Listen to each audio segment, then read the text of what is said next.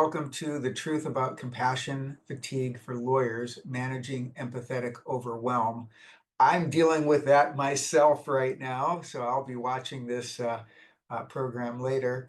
My name is Dean Serwin. I'm the chair of the Beverly Hills Bar Association's Law Practice Management and Wellness section. We try to do uh, programs every month, trying to do some on wellness and mindfulness at least every other month, every 3 months or so. So please watch this space. Today's speaker is Claire Parsons.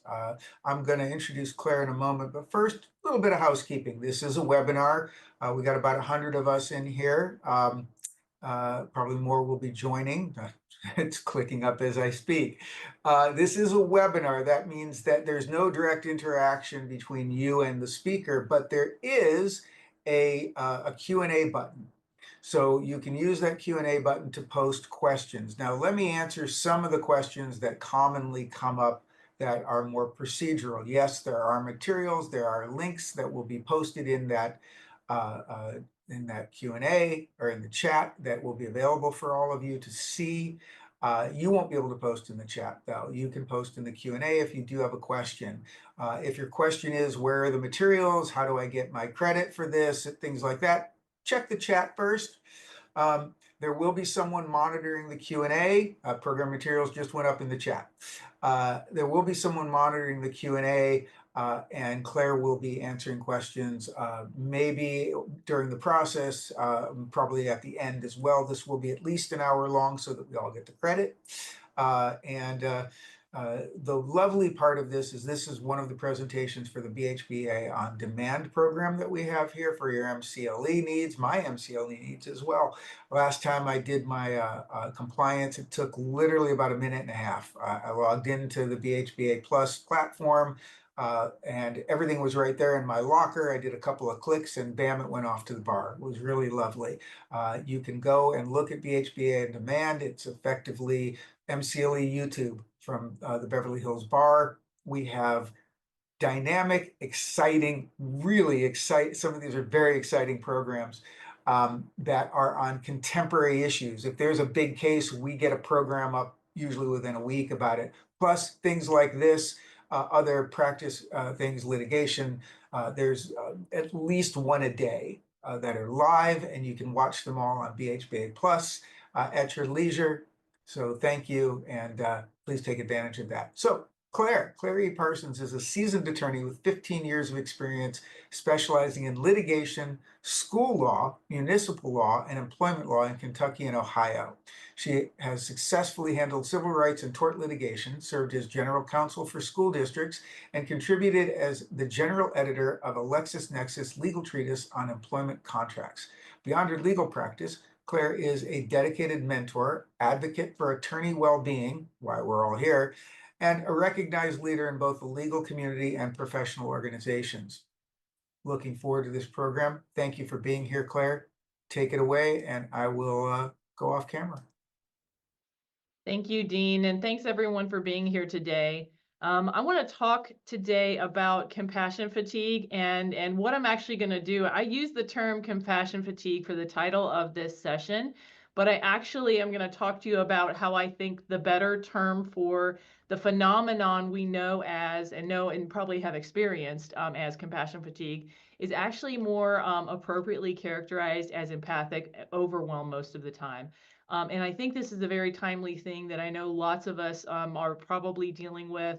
I know California specifically is having a whole lot of stress and strain right now, and many lawyers and people who are in helping professions are dealing with that. So I want to talk to you about this today, but I want to let you know that I'm not just a mindfulness and compassion teacher. I'm a lawyer who still practices. I have kids. I have a busy life. And these practices actually have helped me continue practicing law. They are things that I came to in my life because I struggled quite a lot early on in my law practice with anxiety, and then at times it would spike into depression. And so I ultimately started meditating about 10 years ago in order to figure out some better ways of handling stress. And one of the things that that came along with that was an understanding of compassion, including self-compassion, which we are going to talk about. And you don't know this yet, and or maybe you do, but we're going to talk more about this later on in the session about how mindfulness and compassion really work together, and they can provide really powerful tools for us as lawyers, but also can support our well-being and contribute to an overall happier life. And that's not a life where we're putting on rose-colored glasses and trying to pretend that difficulty doesn't exist. It's about changing the way we relate to it. And in that change is where we can get some power back and find some more stability. So the topics I'm going to talk about today, though, mindfulness and compassion, these are things that can be cultivated over the course of one's life. There is actually a wonderful 8-week course on compassion cultivation that hails from your state of California. Stanford University has a great program called Compassion Cultivation Training.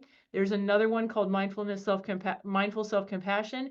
There's all kinds of other courses and programs and retreats and things that you can study with respect to mindfulness and meditation over the course of a life. I've been doing it for 10 years, so we can't learn all of this in an hour, but I can give you a few insights about what this is, a few areas where you might want to explore further if you are so inclined. And then for those of you that aren't, I can give you a few tips about some basic strategies and skills that might help from the compassion standpoint, more in the moment practices. But that's what we're going to do. And then the first thing we've got to do, though, of course, is you're here for your CLE credit. So we're going to talk about ethics. If you do have some questions, use the Q&A. I'll try to catch them if I can. If you have insights or thoughts, feel free to use those too. So I don't know. Do you guys have the slides already, or the poll questions? You should have already gotten one about mindfulness. Yeah, so thank you. I'll prompt you next time. I maybe didn't realize that. So first of all, before we get started, I want to ask you guys what you think about mindfulness. And is it about being calm? So consider this one as we go on, and I can answer that as we go on. I don't want to mess your answers up. But first of all, let's talk about compassion fatigue and what we're talking about there.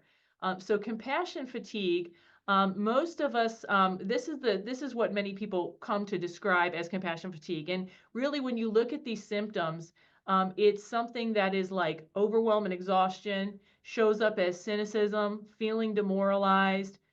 You might see numbing behavior show up where you're Netflixing or getting on Amazon or eating too much or drinking too much. All of those behaviors that some of us do when we kind of want to check out.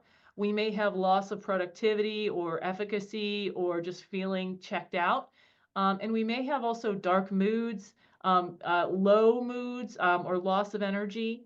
And so this is often what we're talking about when people say compassion fatigue. This is what they're talking about. So this is what many lawyers do experience and people in helping professions do experience. And the thought behind the name compassion fatigue is that we're taxed out because we have given so much or too much. And going back to that poll question about mindfulness is about being calm. For those of you who answered true, mindfulness often can result in increased feelings of calm. When you meditate, one of the reasons lots of people do meditate is because they find calm. But what I will just encourage you to consider is that mindfulness is not just about being calm. So I would answer that question false, because it's actually a lot more than that. We're going to talk about how mindfulness can actually help you when you're not calm. And that's actually why some of this is really important. We also have a new poll question about just whether you have experienced or observed any attorney struggle with issues in a case or just managing their emotions because of stress, and just how often that you may have seen that. So when it comes to what is compassion fatigue, or this phenomenon of compassion fatigue, empathic overwhelm, what does this have to do with our ethical duties as attorneys? And I want to just review the rules and kind of help you understand that Emotional management and self-care are required. I think they're implicitly required in terms of our ethical duties, or at least they are assumed, because we are humans who have to implement these duties. And as humans, managing our emotions and learning to take care of ourselves is part of that job. So let's take a look at some of these rules real quick. So one of the rules that sort of implies this duty of caring for our own emotions and needs is that competent representation means legal knowledge and skill, of course. It also means thoroughness and preparation, and what does preparation mean and what does thoroughness mean? And I think all of us know that when we handle a case, it's not just looking at the law, investigating the facts, but also dealing with the people. Dealing with our own emotions if we have to go make that closing argument in front of a jury, or dealing with our own emotions if we have to go walk into a difficult meeting or participate in something where someone is losing their job or being disciplined or maybe facing criminal penalties, or my mother was a family lawyer, maybe have limitations on, or a totally different view of what their family life looks like going forward. This is all part of what we do, because we don't just represent legal issues, work on legal issues, we represent people. And so understanding that those emotions come into our case is part of what we do. When you look at the comment to Rule 1.1, you get a little bit more sense of this, is that competent handling of a matter means inquiry and analysis into the elements of the problem. And it also talks about attention. And when I'm a litigator, that's kind of where my first experience in law comes from. And litigation is much more of a marathon than a sprint. So it's not just attention in the moment for a given day, but that sustained attention and that sustained continuing to check back in on the status of cases and keep things moving. And I'm sure that that same thing happens with the transactional folks who might be in the audience too. Putting a deal together takes that kind of sustained work. And it really takes, managing that sense of burnout that does come up. I have certainly experienced some symptoms at times on particular cases when it comes to burnout. It happens. And so learning to manage that is part of being an effective lawyer, and also just taking care of yourself as a human. Another place where this comes up, and this obligation to manage one's emotions and care for oneself, I think if you look at diligence, it comes in a little bit more clearly too, where we have to act with commitment and dedication to the interests of our clients. We have to exercise professional discretion about the means about the means we use and whether they're representative of our clients' interests, and then treating everybody in the legal process with courtesy and respect. And in this day and age where a lot of us are yelling at each other, it can be a real struggle to do. People involved in legal processes tend to not be the happiest people. And so we do often get stressed. And as your poll results on question 2 would indicate, sometimes or frequently, the majority of people have seen attorneys struggle to manage an issue in the case because of emotions or stress. And only the minority of people have not seen that, or have only seen it in the past. And for those 10 or 11 who haven't, you guys help us all stay calm and steady, please, because most of us have experienced this, and I experience it myself in my cases. So that's why when you can learn to cultivate these better responses for yourself, you actually help the entire profession. You help your clients, and there's a lot of power in that.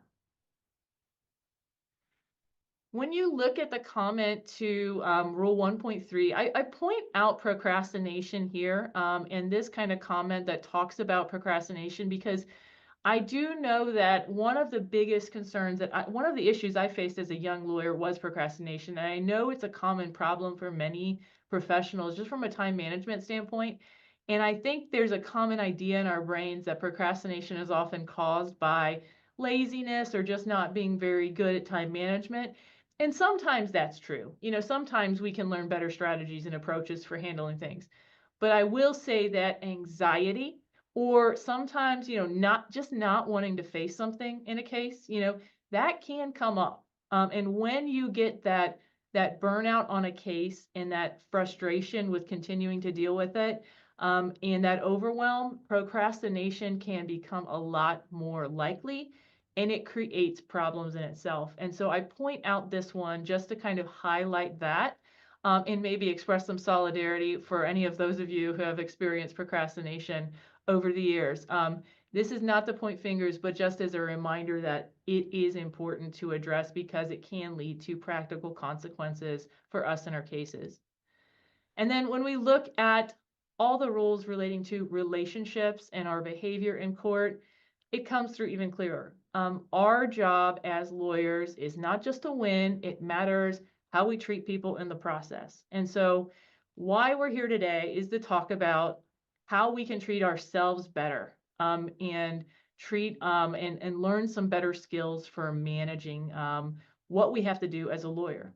And when I teach about mindfulness and compassion, one of the things I like to point out is that when we talk about mindfulness and compassion, we're really talking about skills for life and for work. I know that a lot of times people get the idea that mindfulness is just meditation or compassion is just being nice. And they're a lot more fundamental and powerful than that. So I'm going to get into that a little bit more and try to connect those dots for you here. So the reason I mentioned earlier that I don't prefer the name compassion fatigue, is because I actually think compassion is more of a solution, or a potential helper to us as lawyers than it is a problem. So compassion fatigue, as we talked about, is really kind of this burnout, physical or emotional impact that kind of happens when we help others.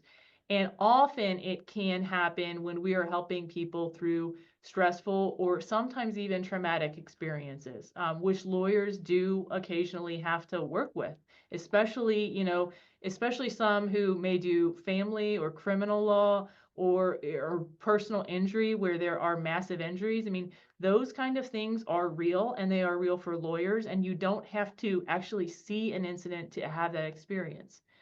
But let's talk about why people use the term compassion fatigue. We think of it as compassion fatigue because we think the problem is helping others. In reality, I think it's something else. And one thing I want to point out, I think we have a poll question um, now about empathy. So, compassion fatigue and the use of that term, I do think comes from a misunderstanding of compassion, what that means, and empathy, what that means. So, we have a poll question, and I'm asking about empathy, and whether you think empathy is always good. And by that I mean you can't have too much empathy. Empathy is, if empathy is added to a situation, it makes the situation better. That's the question. And the reason I'm asking this question is that I think culturally there is a strong preference for empathy, and there are lots of messages around empathy being good. And I'm not here to tell you that empathy is bad or it's unnecessary, because it's actually fundamental to compassion itself. But I want to question about whether it is always good. So part of the reason that people talk about compassion fatigue is that they don't understand empathy. And I want to ask you, looking at these images, we have people hugging, we have people celebrating someone, we have people lamenting something together, and we have people yelling at each other. And I want to ask you which one you think is empathy, or which one, or is it all of them? And I think um, part of my point here is I think that all of these actually are empathy, and we're going to talk a little bit more. So effective empathy happens when we take on the emotions of other people. And that is actually a really important part of our physiology as humans. In good times, it binds us together. If you watched the Super Bowl, if you enjoyed any of that, or the Kendrick Lamar concert, depending on how you. Yeah, I'm not a football fan, so it was a concert for me. If you experience big things like that, where you're together and you're experiencing that collective joy, or you win a trial and your team celebrates together, that's a wonderful kind of empathy, and I don't want to take that from you. But the thing is, with lawyers, what are we dealing with most of the time? We're not dealing with those kinds of collective joy. We are dealing a lot of times with disappointment, and we are dealing with anger and stress. And so the idea that culturally, I think a lot of times we're told we need more empathy. Like if people were more empathetic, our situation in the world would be better, right? We'd have less fighting if people were more empathetic. And I think what those people are really trying to say is if people understood each other better, we would probably make better choices. And I would agree with that. But let's talk a little bit about empathy and compassion in comparison. So when we are in empathy, as I said earlier, we're feeling someone else's feelings. But when we are in empathy, we are kind of isolated, and we're isolated in our experience. So what happens is in empathy is that we feel their feelings, but then we experience it individually and we experience it in ourselves. And the result is very powerful, but it is isolating and it burns us out quickly. It takes a lot of energy, there's not a lot of rewards, and it can overwhelm us very quickly. Now, compassion is actually different, and empathy and compassion have been studied in clinical settings, and they actually have seen that they affect very different parts of the brain, although there is some interconnection. Compassion is when we experience suffering, and that can be our own or someone else's suffering, and we feel or express an inclination or a willingness to help. Okay? So that's what compassion actually is. And when we do that, um, when we have that response, our focus is not just on ourselves or on our feelings, and we don't just zero in on the bad feelings. What our focus is humanity. And so the experience is actually one of connection. And the result is much more stable, durable, and it supports health. Okay. And I know this is a little bit, this may be a little bit hard to accept automatically. So I'm not just asking you to take me at face value here. I think this is something you can experience in life, and I have experienced in life that compassion actually can reward you with positive hormones like oxytocin, dopamine, serotonin. And you can feel that. Most of the time in life, we don't always slow down to notice it. But there is a very distinct difference physiologically in terms of what happens when we're in empathy versus when we respond with compassion. And so just to kind of show how this might work, with compassion in terms of the response. Now, here's where parts of compassion can get a little confusing. So at the beginning of a compassion response, we may feel a little bit of distress. It may feel a lot like empathy because we will be becoming aware of some kind of suffering, you know? And I'll give a basic example. When I was actually doing my education relating to compassion, I was meditating one night. And there was a dog outside barking in my neighborhood.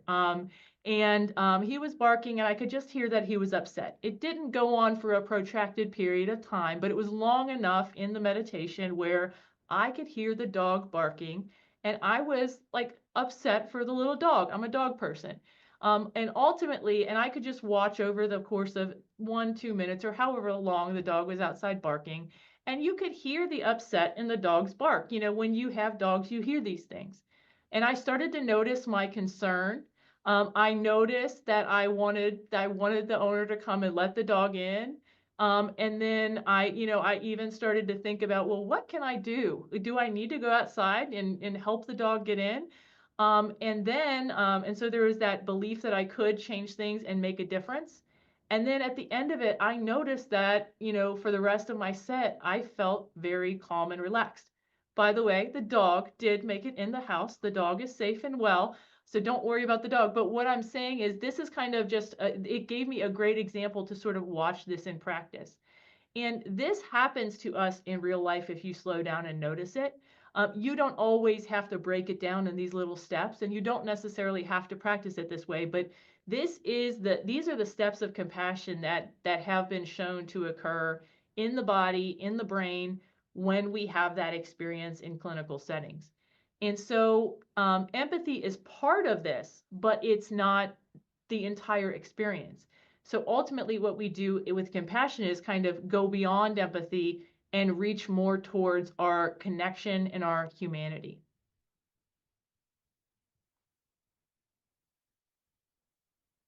So compassion is a natural and human and innate function.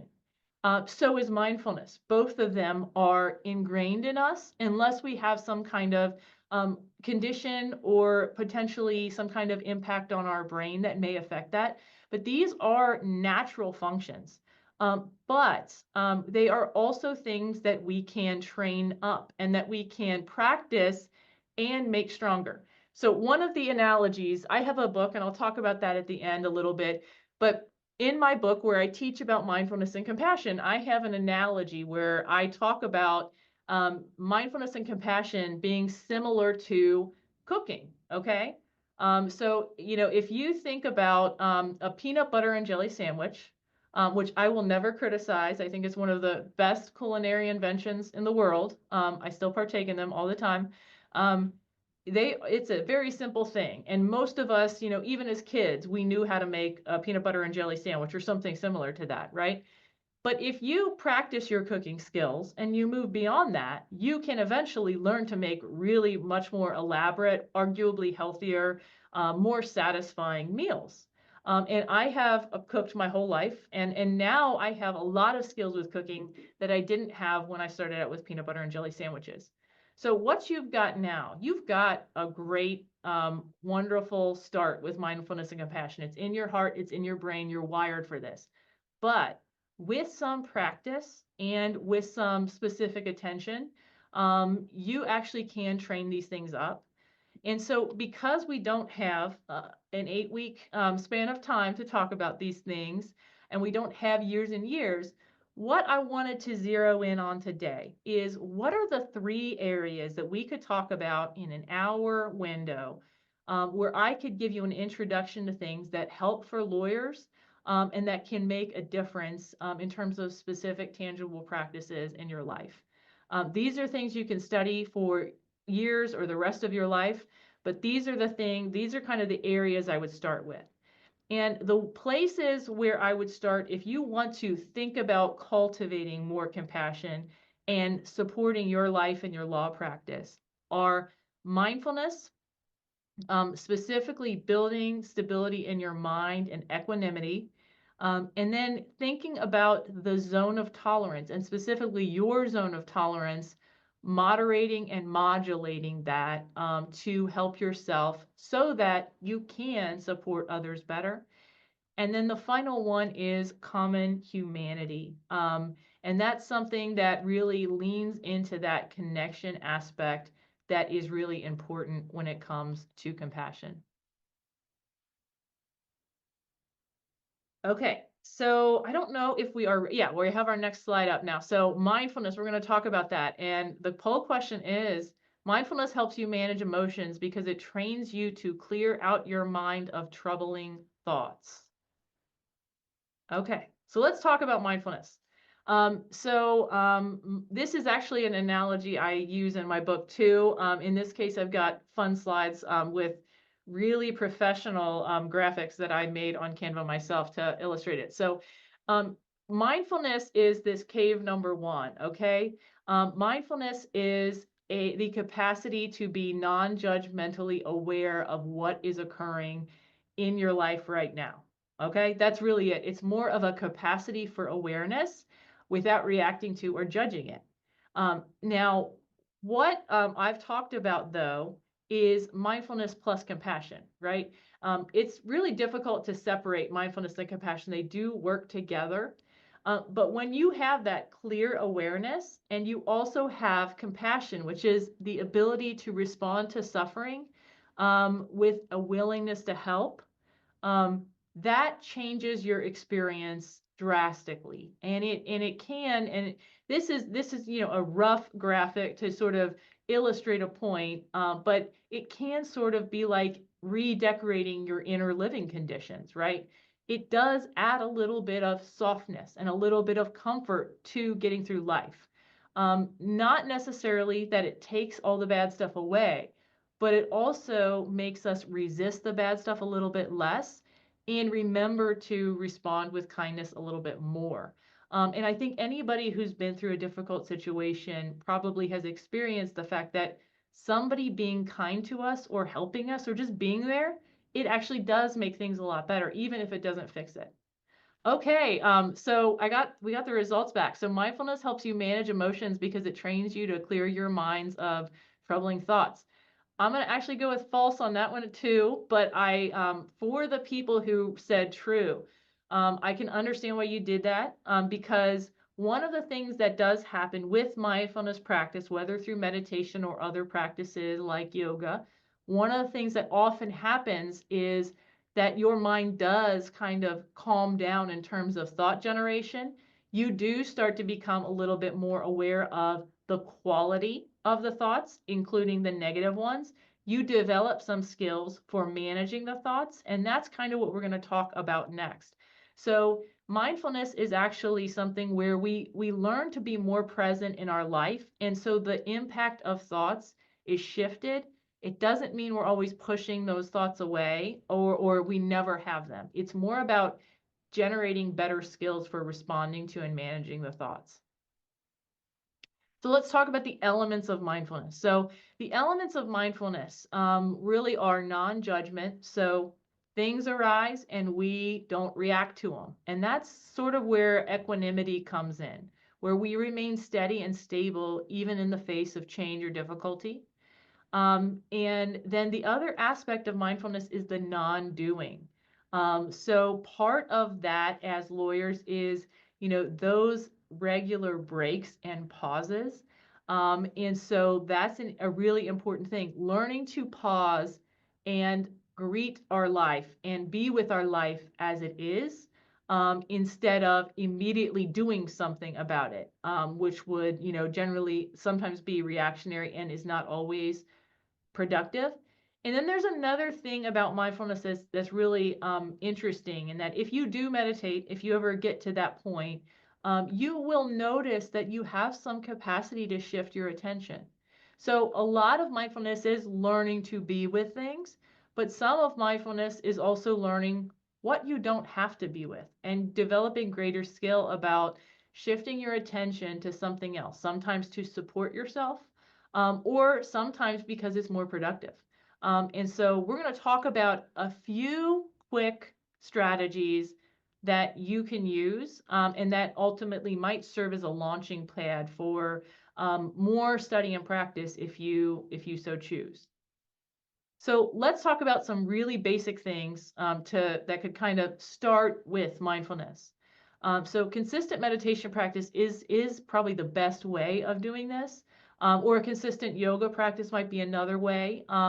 But some really basic things that you can start to like play with and incorporate in your day are three things: grounding, breath focus, and then noting. And that's really noting when something happens and learning to let go. And we're going to talk about these real generally, but they are things that you could literally study and practice for years. So one thing, and I don't know if I've gotten to the poll question yet. I assume that'll just pop up when we get there. I'm not sure what slide number I'm on, just to let you know. So grounding practices are the first really basic one. And there is this term grounding is used in a lot of different ways. And so sometimes you might hear it used in different ways. When I'm using it here, I'm actually pretty specific about what I mean by grounding. And I'm actually pretty literal too. I'm talking about getting back to the ground, to the very basics. And really when I need to ground, I think the most effective way for me is to look for something steady, calming, soothing, not moving, steady, heavy, big. And so a lot of times, if you do have an established breath practice, whether it is pranayama, like breath work, or it is a meditation focus practice, the breath can serve that grounding function because it is something where you're real familiar with it. You're well aware, you know how to get the sensation of your breath, and it can bring you back. And so breath focus actually can be a really good way to ground you and root you, anchor you in the present moment when things are difficulty. The breath is an excellent tool for this because the breath is one of the ways that our brain can talk to and calm down our nervous system. Another way to do that, because not everybody feels comfortable with and really safe with their breath, and that's okay.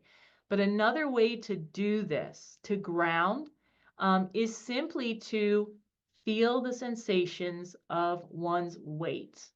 And specifically when you're seated, you can feel your weight pressing down into the chair. You can feel your feet resting on the floor, your hands resting in your lap. Another way to do this is to look for something large, heavy, and stable, not moving, in your visual plane. And then finally, another way of doing this is even to connect with the sound of stillness, right? To connect with quiet in your environment and to notice that quiet. And that can be, depending on your environment, you might have to choose which one works best for you.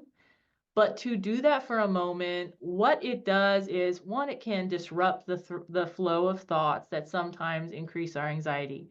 But two, it brings us back to right now. I do find that when our thoughts get keyed up, especially by emotion, they go to the future, they go to the past, they're negative, and they make things sometimes worse. And we get a little disconnected from what is the problem right now that I have to solve.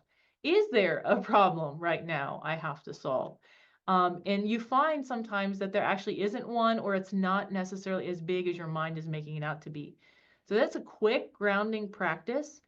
Again, this is something that you can expand out, and there are literal like 20, 30 meditation practices just based on this. And so this is a quick thing you can do. It is one I have used in my law practice. I used it in my first oral argument with the Federal Circuit Court, and it was enough just to keep me steady to get through that. So I mentioned the breath already.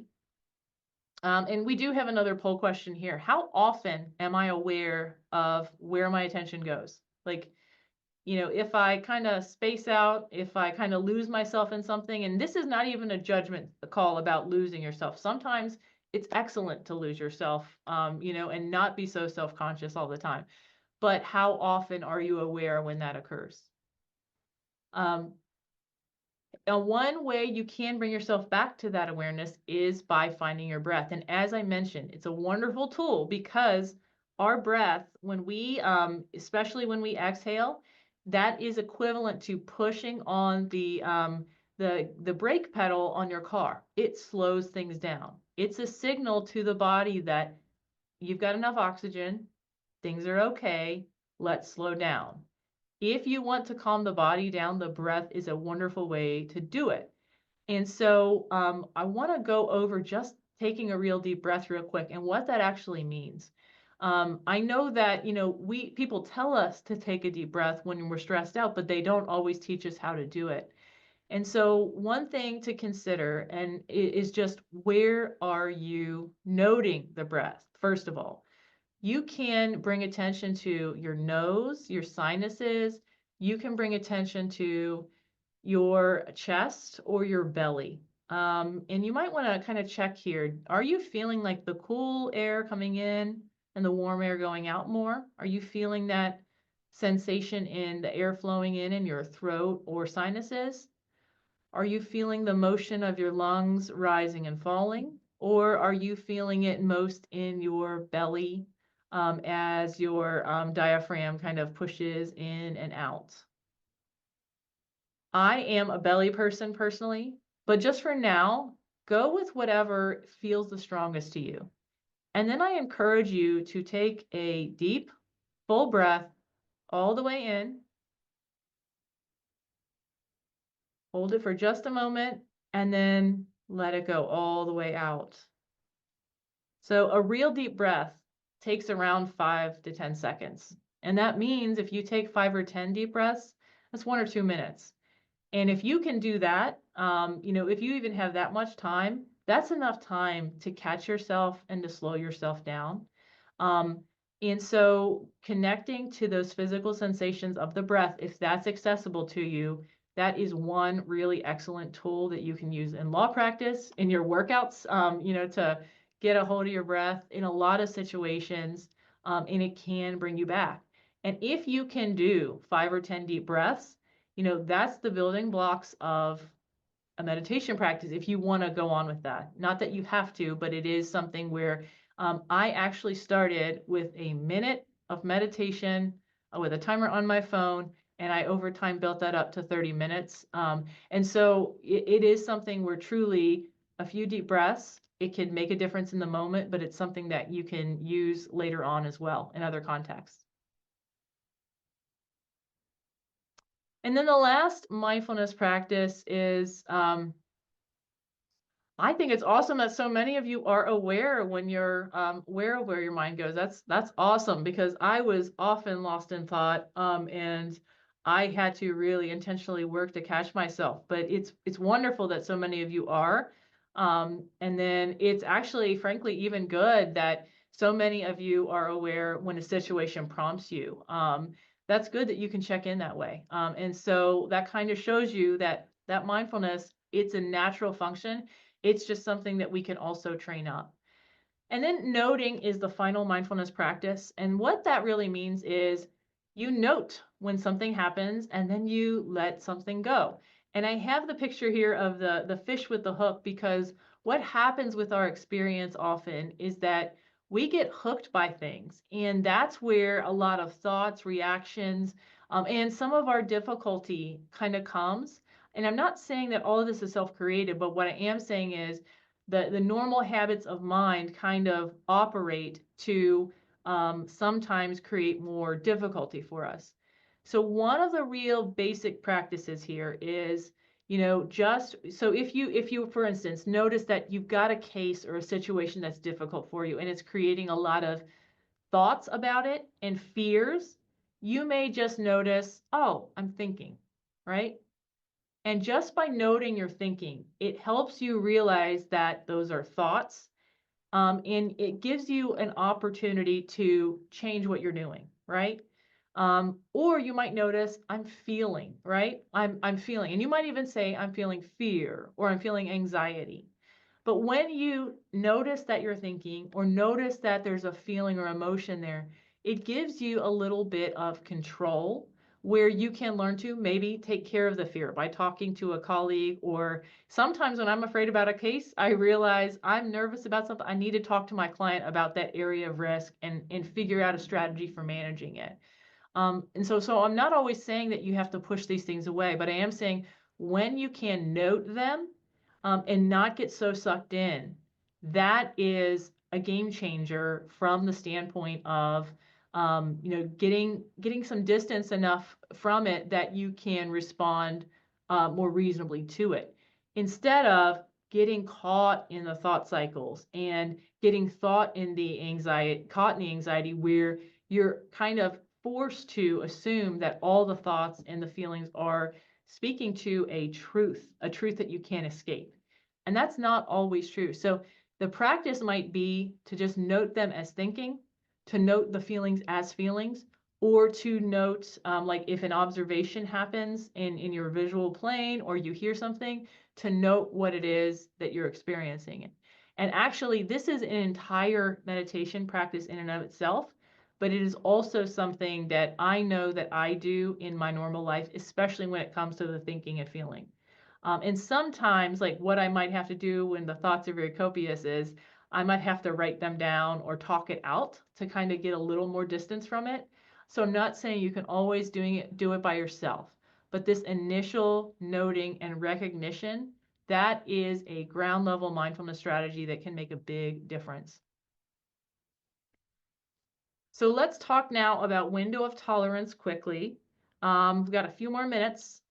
So window of tolerance is actually a concept that if any of you have had any training with respect to trauma or work with respect to trauma, you may have heard this term.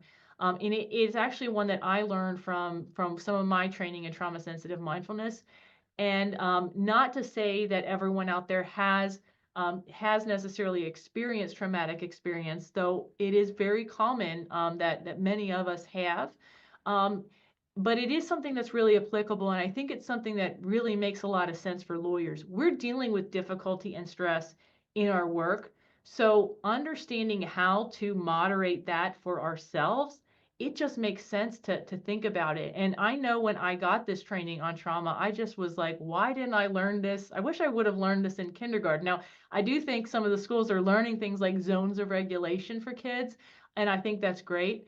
But in case you haven't, that's what I wanted to talk about here is, we are kind of expected to perform optimally most of the time, but we're often in suboptimal circumstances. And so thinking about what is our comfort zone, what is our growth zone, and what is our overwhelm zone, and starting to, navigate that and look for those clues, it can actually make a big difference.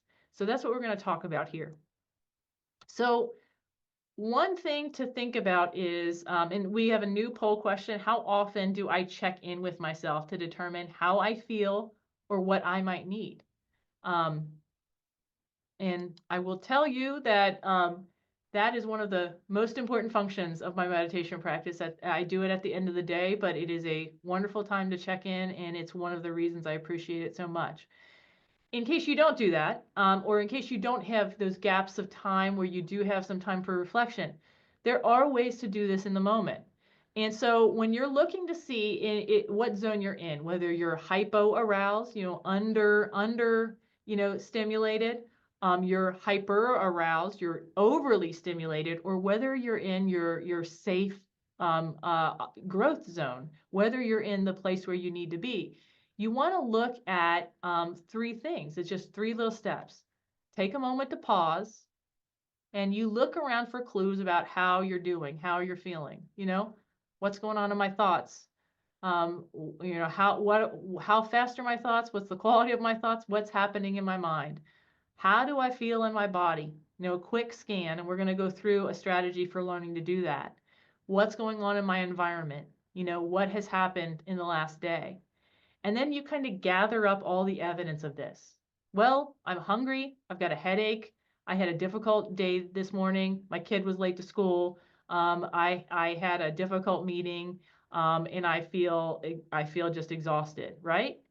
And then you assess, what is the data telling us? What is the plan going forward? Well, first I need a snack. I need to close my eyes for 5 minutes. I need to get a cup of tea or a coffee, and I need to take a minute to think about what I'm going to do next in the rest of my day, right? That is a quick way to do it. So pause, gather, assess is how you determine what zone you're in. And this might sound like baby stuff, but remember, when we are in stressful situations, when we're dealing with stressful situations and we're focused so much on everyone else, the easiest thing in the world is to forget ourselves.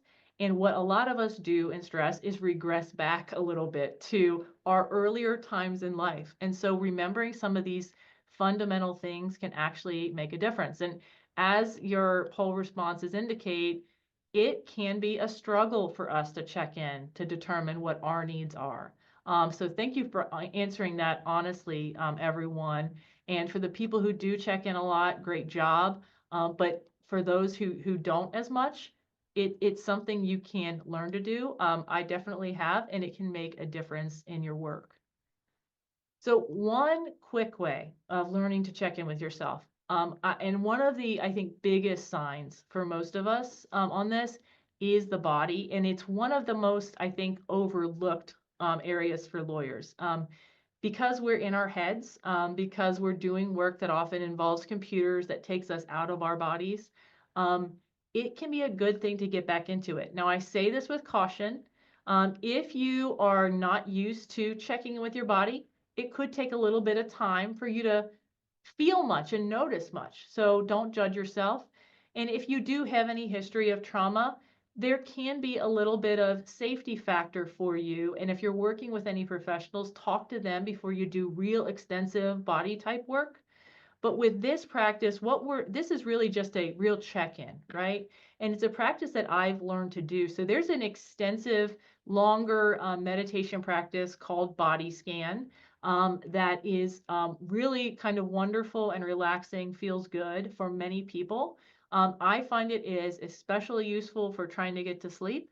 Um, but this is kind of a very shortened version of that I use in my day, every day where I check in. And with this practice, if you want to kind of follow along and see if you can feel these areas and notice anything, just go for it, if that feels good to you. Will you check in with your eyes and your brow? You know, are they crinkled? Are they crunched up? Is there tension? You check in with your jaw. Again, is there tension or does it feel kind of open and good? You check with your neck and shoulders. What are you feeling in your neck and shoulders? Are they up like this? Are they falling back? Are they relaxed? Your chest and your belly. Do you feel your heart beating fast or is it slow? How is your breath? Is your belly tensed up and tight? Your hips, are they relaxing in your seat or do they feel tensed up too? And then your hands. What is the temperature of your hands? Are they resting? Are they clenched? Are they cold or warm? And you can do this very quickly. And the reason that I've identified these places, you may, if you try this practice, you may actually identify other places where you experience, get more useful information about checking in with where you are. But the reason that I identified these areas is that these areas tend to be the places where emotions register, where stress hides for most people. And so it can be a good practice to check there. You know, go to, if you're wanting to know how you are, looking at the places where emotions show up is the good place to start. But as you play with this, if you think that you have a better thing, a better approach that works for you, you absolutely use that because sometimes these things can shift and change for all of us. All right, and our final piece is on common humanity. And this sounds, you know, a little bit kumbaya, I concede. And, you know, when we're talking about compassion, we might get that idea that it's about being a saint. And it's really not. What I really am talking about is being a human and recognizing that you are human and that sometimes when you have difficulty, that's difficulty that is shared by others in humanity. So when I talked about empathy, about how it's taking on someone else's emotions, um, one of the things that happens with empathy is that we spotlight, okay? So that when we feel someone else's emotions, we feel their emotions, them as an individual, and we spotlight them as you know, particularly having a hard time. And we kind of forget other people. We kind of forget broader situations. And for some of us, that may be a necessary part of doing our job some of the times. You know, for those of you who are in the plaintiff's bar, you know, you probably at times in your practice have to focus and spotlight on the needs of your client and advocate for them strongly. But I bet when you need to go into a mediation and you need to think about resolution, it really helps to be able to shift attention and focus to what are the interests of my defendant and co-defendant, defendant, what are the interests of the attorney in that other room and their client? Because that's how we can solve problems and meet in the middle and figure out a solution to a problem. So empathy is something that forces us to spotlight individuals and focus on that. But what compassion does is actually it's big enough for everybody. So with that spotlighting effect, one of the things that happens is that we can forget ourselves as lawyers. Compassion is big enough for other people. It is big enough for groups of people. It is big enough for you. And that is one of the most important things that I talk about when I talk to other lawyers about these things is self-compassion. So one of the reasons that compassion actually can help us is that it can help us break down some of these judgments and barriers, in particular, focusing on what we need for ourselves, and not just because that's selfish, but because it actually supports our work and our interaction with other people. So one of the ways, and again, you can study compassion and practice compassion for a long, long time. It's a project of a lifetime. There's courses that you can do this extensively over. And if anyone wants to reach out to me at the end for any of that information, I'm happy to share it with you. Um, but this is some short ways that you can kind of think about this in practice. And we have our final poll question about self-compassion, and it says self-compassion only works when you can feel soft and warm emotions towards yourself. So common humanity is actually for other people, and it's also for yourself. And one thing that kind of happens and gets in the way of this is a judgment. And so we may have judgments about people who are different from us. We may have judgments against opposing counsel who make arguments or demands we don't like. We may have judgments against the parties that we're working against based on something they did. And one of the things is I'm not trying to take your judgments away or tell you you're wrong. But when we are in a place of judgment, it can create stress. And if you pay attention, it often doesn't feel good. And so one of the things that can come up is that you may need to be effective in your practice to learn how to moderate that judgment. I have done a case before where I had to cross-examine a difficult opposing party. And in preparation for that, I actually did loving kindness meditation where I sent them good wishes because I wanted to be stable and not come into this, with real, I didn't want to look aggressive in the approach. And it really helped me. So one quick practice is just like me, remembering that that is a human being just like you. So the opposing party makes this settlement demand that I think is ridiculous. And instead of that judgment place, I instead tell myself that opposing counsel is an aggressive advocate for their client, just like me. That opposing counsel demands things that they think their client is entitled to, just like me. And it's something that just helps remind you of the humanity of the person you're dealing with. It can work in context outside of law practice as well. And you can also do this for yourself. So the just like me version of common humanity for yourself is the best friend test. So when you make a mistake, and I'm sure none of the lawyers on this call have ever made a mistake, but if you did, if you did, how would you treat with your best friend with that mistake?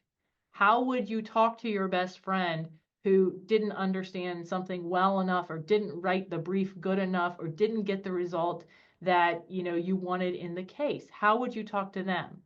And I bet it's a lot different than how we normally kind of talk to ourselves. So again, self-compassion is something that can take some years and some time and effort, but it is something that really makes a big difference. And the answer on this one, you guys did great. Yes, self-compassion, it is false.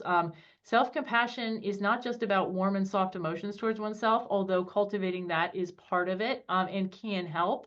Self-compassion is really much more, and these are the elements of it here.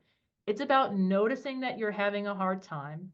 It's about recognizing that your hard time is part of the human experience. And it's about giving yourself what you need. And so these are really the steps for self-compassion. And it can really be as simple as saying, this is hard, and recognizing that your difficulty is part of a human experience and one that lawyers and people across the world experience, and then giving yourself the support you need.